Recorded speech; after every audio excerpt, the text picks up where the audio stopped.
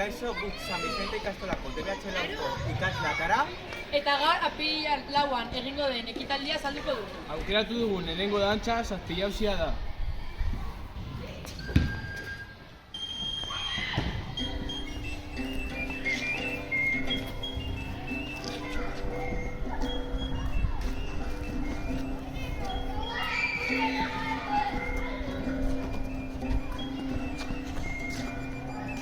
Aukeratu dugun bigarren dantza zit da.